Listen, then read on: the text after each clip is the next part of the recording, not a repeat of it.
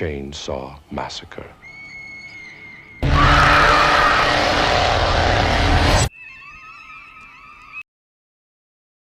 Back like we never left. Welcome to the Confessions of a Not So Dangerous Mind podcast. I'd like to thank you all for joining me in the car on this early Saturday evening here in New York. Once again, we're going to skip past all that promotional jazz and get right to the guts of the episode.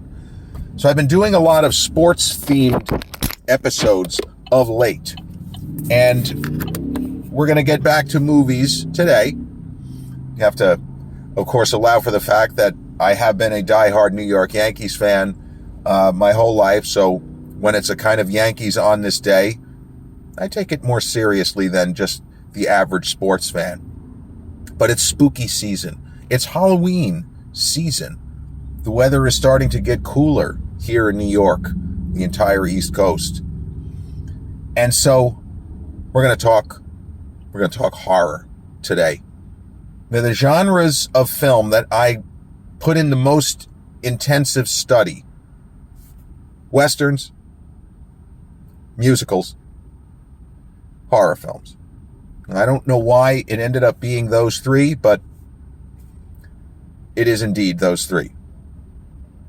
And I want to talk about a movie that I saw for the first time straight through during a class in my first semester at New York University Film School. My first semester was 30 years ago. Fall 1994. Little old 20-year-old me. And one of the classes I took was called the horror film. And right before Thanksgiving, I believe it was the last class before we all broke for Thanksgiving, we watched Tobe Hooper's now 50-year-old masterpiece, The Texas Chainsaw Massacre. Now, I had seen bits and pieces of the film. I had not watched it all the way through. We're talking about the Stone Ages, quite some time before DVD, and that movie was not as readily available on VHS as you would have otherwise thought.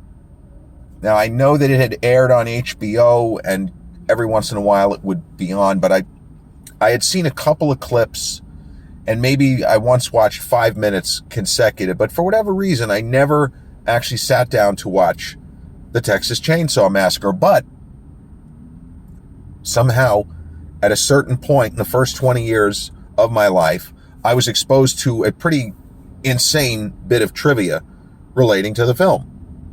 So before we started the movie, Professor Legowski, if I may say, my favorite professor, David Legowski, who I think teaches at Manhattanville now, all these years later. Man, what a genius he is.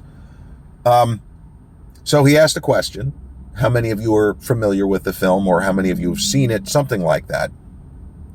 At least half of the students put their hand up, and I said, well, I've seen parts, and a couple of other people said similar things. I've never seen it all the way through. I have an idea of how it ends. And then there were a few people who said, haven't seen anything other than maybe 10 seconds of clips here and there. So David Legowski asked a question. He said, there's a voiceover in this film. Any of you know who did the voiceover?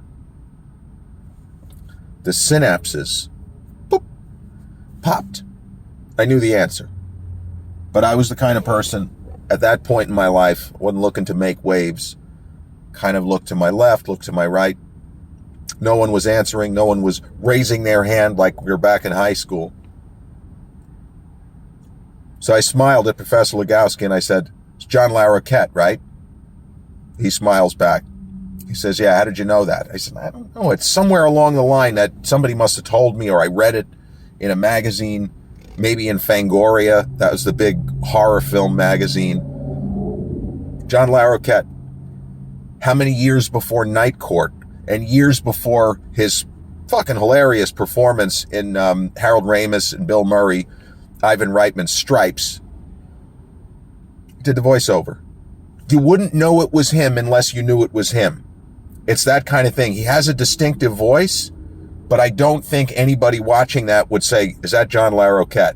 Whereas there are other people Like if Sean Connery does a voiceover for a commercial, you know it's him.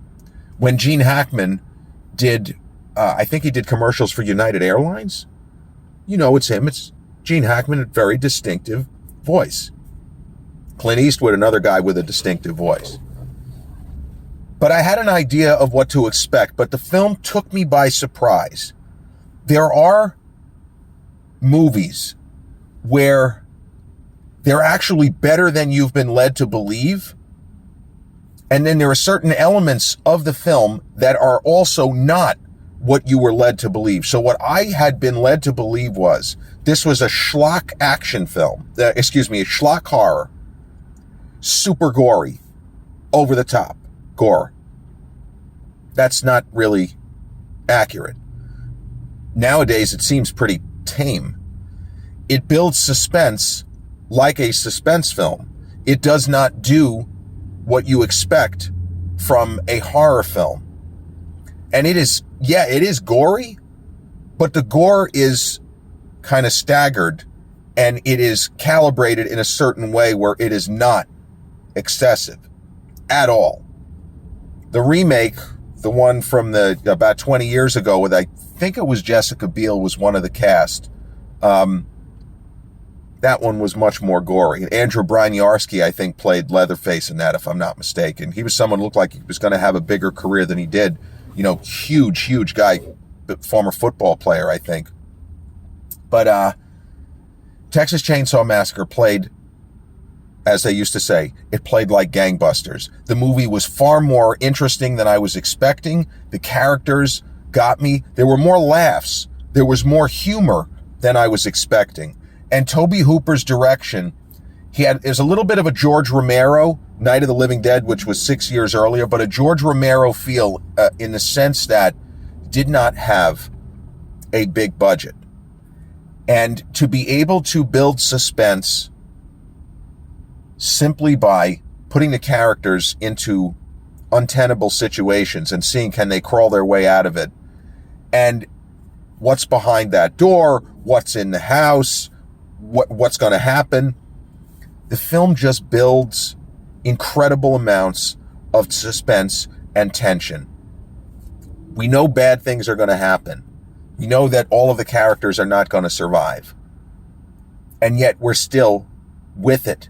And there are a number of moments that really shock us and, dare I say, terrify us. And that is the best of horror. That even if you know bad shit is going down, you're still riveted. You're still on the edge of your seat. And you may know that bad shit is going down, but you don't know exactly how it's going down. And there are, and as we know, have been movies where if you were not aware of any of the cast members and you're just watching a film, you're not expecting this character to die early. And you're not expecting that character to survive. Now, one of the kind of classic horror film tenets is the notion of the final girl. That in most horror films, and the ones that came about later, such as Halloween, a very young 18-year-old Jamie Lee Curtis, the final girl, and in many of the Nightmare on Elm Street movies and Nancy, there is a lone female who survives the carnage.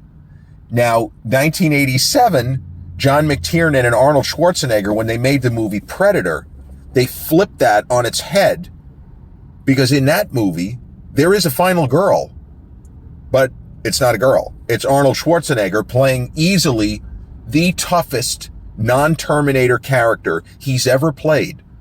And the Austrian Oak was still just jacked. He's about 240, single digits body fat, armed to the teeth, and is a survivalist on top of that. And yet he's pretty much no match for the Predator, who is from another world, is twice his size, has way more strength, might not be quite as much of a survivalist, but he is outgunned physically. He cannot compete with this guy. He cannot beat him in a conventional hand-to-hand combat type of a situation. And that is a big part of that story. And one of the reasons why Arnold kind of pushed for the ending that Jim and John Thomas, what they had gone into, which is that Arnold has no business beating this thing in hand-to-hand combat. That's just fucking stupid. That wouldn't happen. That can't work. So, as big and tough and strong as he is, Dutch Schaefer, Arnold's character in that film, he's got to use his brain, not his brawn. And at certain points, we know that the Predator can simply kill him. But he's a hunter, and he wants it to be kind of a fair fight. I wouldn't say he wants it to be a fair fight, but he's not just going to kill him. Texas Chainsaw Massacre. Leatherface may delight in kind of savoring the kill or drawing out the kill, kind of like in the movie Thanksgiving, Eli Roth, which I thought was just atrocious. I mean, Patrick Dempsey is like a lifetime end boss, and I just felt his character was so absurd in that movie. But the idea of drawing it out, and it's not enough to just kill somebody, but you have to kill them a very specific, precise way because reasons. And this movie does that. And with all of that said, it is a smashing success. It is a terrific horror film, and it's the sort of movie that still plays, and I believe that people seeing it for the first time, because there are going to be some, not many, but there'll be some young people, college age, maybe even a little younger, slightly older, that are going to see it for the first time, and I think are going to be stunned by how well it still plays, how much fun it is for a movie that it does have moments of gore, but it is just a very engaging. So my issue with this kind of horror, the way that it has been sort of turned into something else, I don't like torture porn. I'm not into any of the Saw movies. I didn't like any of the Final Destination movies. I kind of liked the first one, but I'm not into like Hostel. I'm not into torturing characters and calling it horror. It's not my thing. This normally would not be the sort of horror movie that I would go for, but I give Texas Chainsaw Massacre 1974 unqualified rave review. And so there are certain memories, there are moments and memories in my film school, NYU film school era. The memory of watching a particular film at a particular time and the reactions of people in the gallery, fellow students, sometimes a professor, but the reactions while people were watching the film. And while we watched Texas Chainsaw Massacre, and I didn't realize it was going to be a final girl story. I should have known, but I didn't know. When we had learned about Final Girl, I was thinking that, well, that didn't really happen till later, more like Halloween. But here it is, 1974, Final Girl. So the never to be forgotten moment. We're all on the edge of our seats. There's probably about 30 of us in that class. It was a really nice screening room they had, very modern for 1994. It's the kind of thing that would still look great now. We had, a big screen in front of us. Now, most of the professors, they did not want to ever show us a VHS tape. They really didn't want to use laser discs. Laserdisc was the preferred, was kind of the best home video format. They wanted to show us film cans. And they used to have like a teaching assistant would normally do that and unspool the projector for whoever the professor was.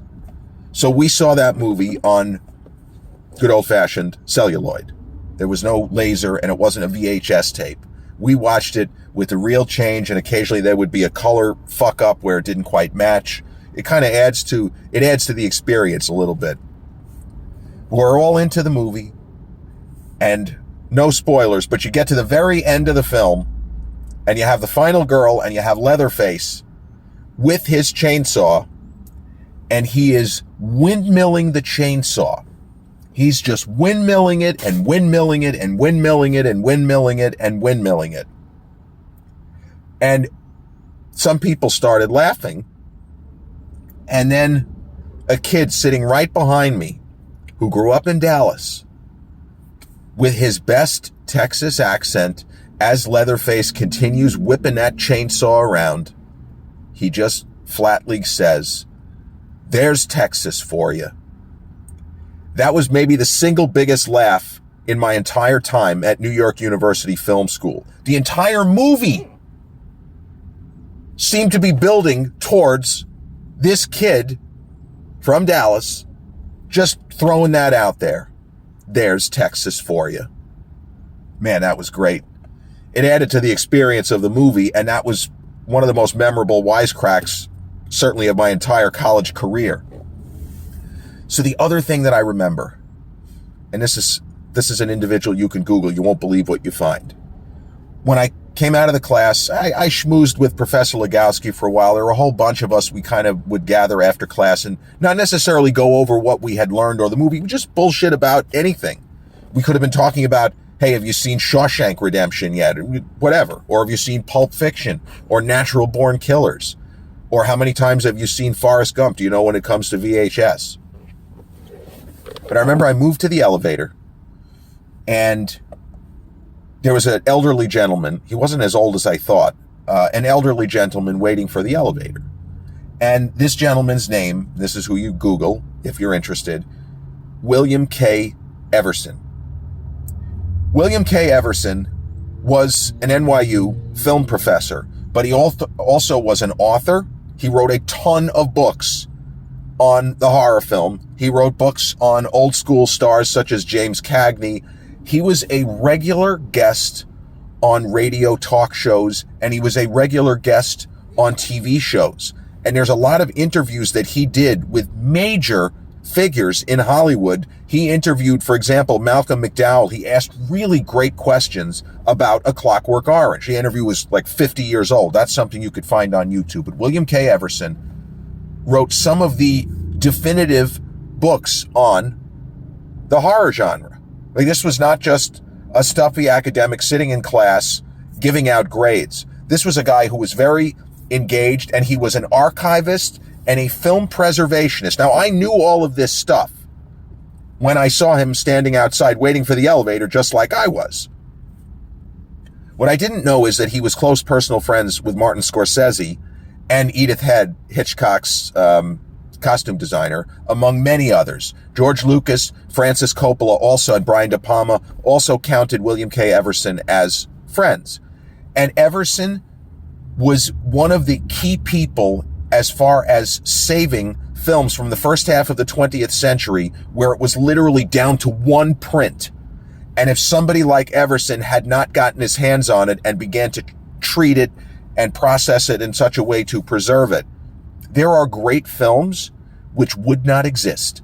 And Professor Legowski, in a different class, showed us a movie called One More Spring, directed by a pretty big filmmaker named Henry King. And that was a great movie set in New York City during the Depression era about basically a musical group who plays music in Central Park to try to make enough money to survive the Depression, to live till one more spring. Everson was an amazing guy.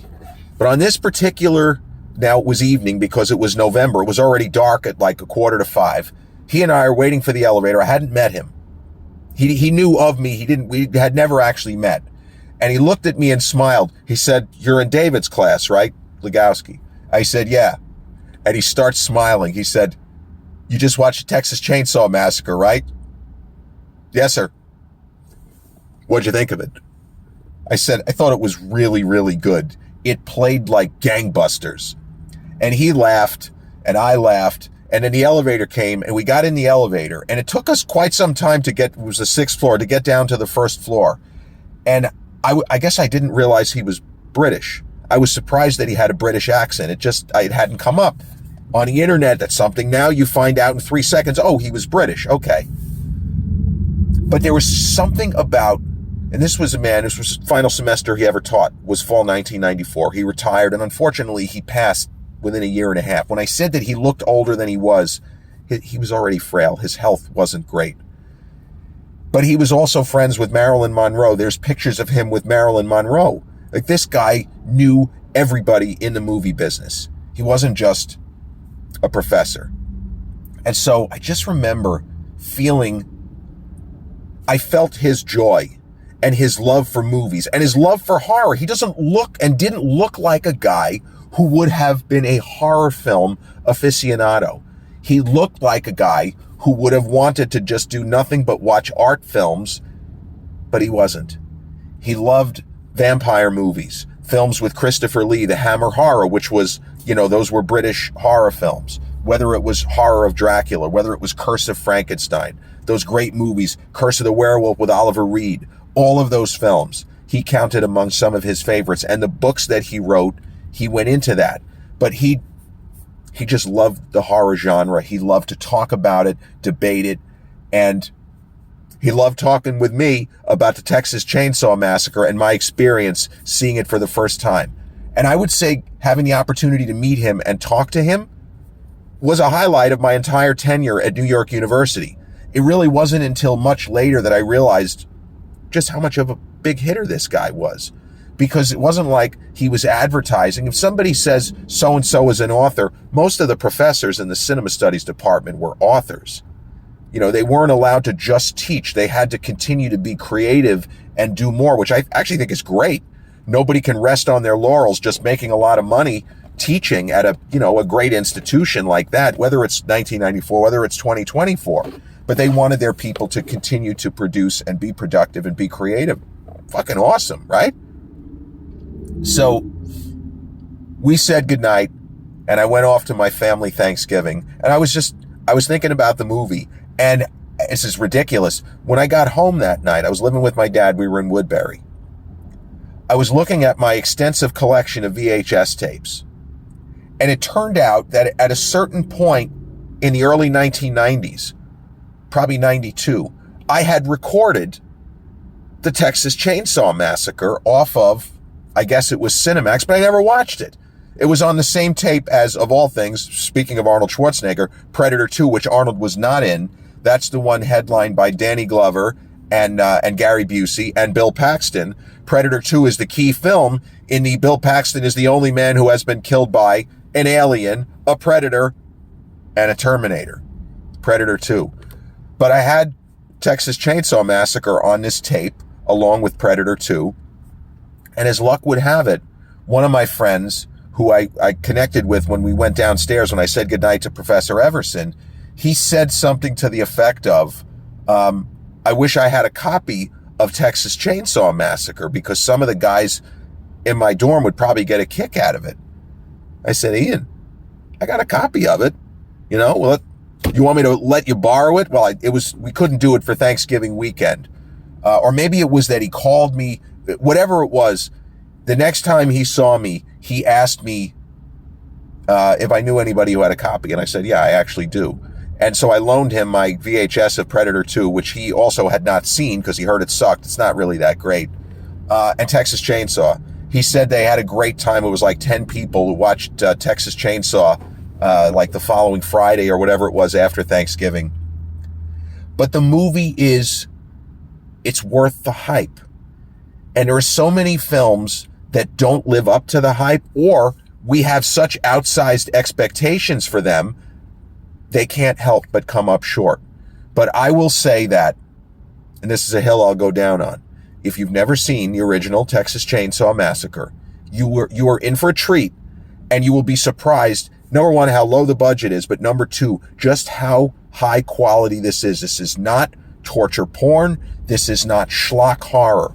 This is a really scary story that is not supernatural. It is a great film, not just a great horror film. It is a great film and set Tobe Hooper up to have a terrific career. He did a movie, The Funhouse, which is terrific. And he's credited as director on Poltergeist, but there's too many different people saying that Steven Spielberg directed a significant portion for that to not have any merit. But we know Hooper was behind the camera for a lot of Poltergeist, and that is a really good movie. But I think Texas Chainsaw is actually scarier, if we're being honest. I like Poltergeist. I don't find it to be particularly scary. The sequel, Poltergeist 2, The Other Side, not as good, but I think that's actually scarier than the original. But that's neither here nor there. The Texas Chainsaw Massacre is a must-see for any fan of the genre. And trust me when I tell you, just like many young people watching Alfred Hitchcock's Psycho when it had a run on Netflix a couple of years ago were shocked by how well the film played, you will be very pleasantly surprised by how well Tobe Hooper's 1974 seminal masterpiece of the form holds up. the Texas Chainsaw Massacre, the first entry in our spooky season Halloween series. We'll just call it a series. This has been episode 320 of the Confessions of a Not So Dangerous Mind podcast. I'd like to thank you all for joining me once again in the car on this Saturday evening in New York. If you check out this episode on the YouTube channel, haven't done so already, please click like, subscribe, share, turn on those notifications. Or if you catch this episode on the audio platforms such as Podbean, Spotify, iTunes, or the others on which we're hosted, same general rule applies. Click like, subscribe, share, and turn on those notifications. I'll be back with a new episode real soon. Till then, there's Texas for you.